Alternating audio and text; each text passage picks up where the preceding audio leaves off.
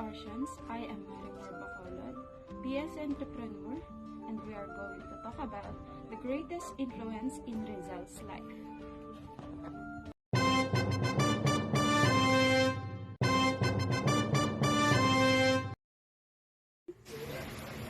Teodora Alonso.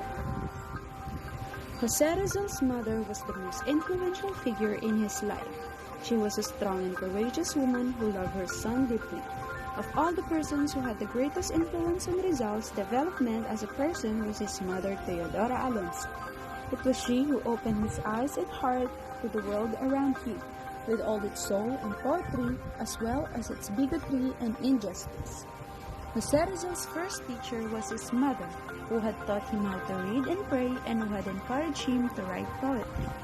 Later, private tutors taught the young Rizal Spanish and Latin, before he was sent to a private school in Binyan. When he was 11 years old, Rizal entered the Ateneo Municipal de Manila. Perhaps Rizal's appreciation of education was influenced by his mother, Doña Teodora Alonso. His mother was considered his first teacher. At the age of 3, he learned the alphabet and also taught him to appreciate Spanish poetry. He even recognized the importance of industrial education. Doña Teodora, Jose Rizal's mother, had the greatest influence on his personal growth. She was the one who first opened his eyes and heart to the world around him. His mother was his first teacher. She taught him how to read, and as a result, to appreciate reading as a way of learning and spending one's time meaningfully.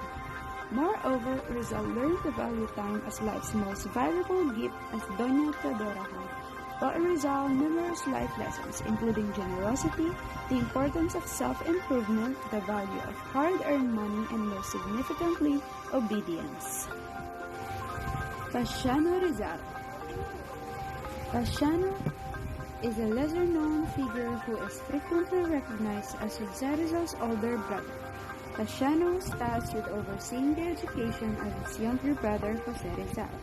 He brought Rizal to Binyan to study, accompanied him to Manila, and enrolled him at the Ateneo Municipal. At this period, Pasiano provided for all of Rizal's needs as a student. Unfortunately, Rizal's education in Europe to further his medical studies had left Pasiano with heavy responsibilities, such as informing their parents of Rizal's true intention of having the Philippines, and most notably carrying the burden of working hard to find means to finance his brother's expenses while studying abroad. Ferdinand Blumentritt. Jose Rizal's correspondence with Ferdinand Blumentritt was a defining moment in his life. Blumentritt introduced Rizal to well-known intellectuals and scholars in Europe. He eventually became Rizal's mentor, defender, and avid supporter. It was also through him that Rizal met Dr. Reinhold Ross, who assisted Rizal in obtaining permission to utilize the British Museum's library, which led to Rizal discovering Sucesos de las Islas Filipinas by Antonio de Morga, which he annotated in order to rewrite Philippine history. Josephine Bracken. Jose Rizal's last lover was Josephine Bracken.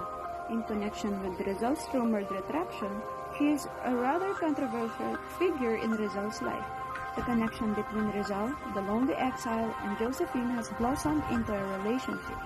However, Rizal's sisters accuse her of being a spy for the Spaniards. Rizal and Josephine were unable to marry because Rizal was a Mason, which was another contentious event.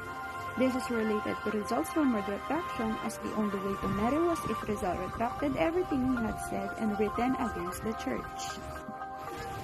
Maximo Viola.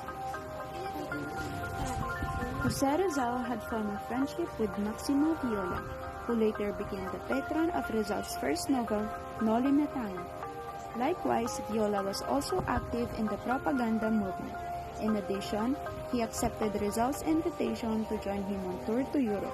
Rizal was concerned about his financial incapacity to publish Noli Me Tangere at the time, and he considered abandoning his plan to publish the novel by destroying the manuscript.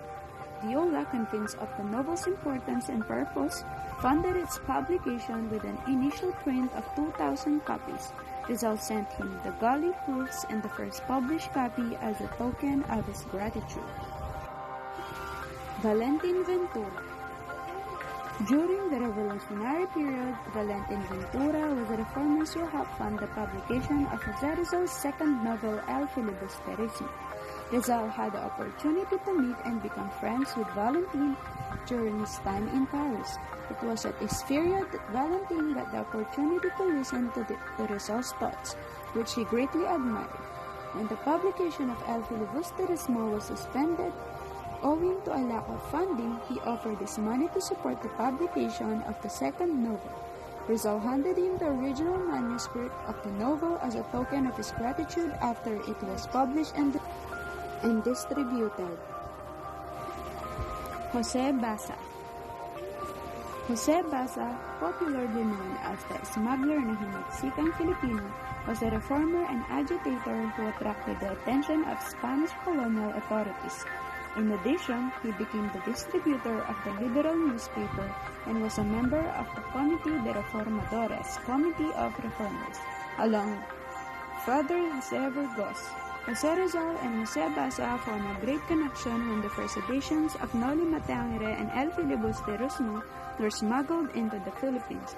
Basa's efforts were instrumental in bringing the newspaper La Solidaridad and Rizal's two novels to the country, which awakened Filipinos to current events at that time.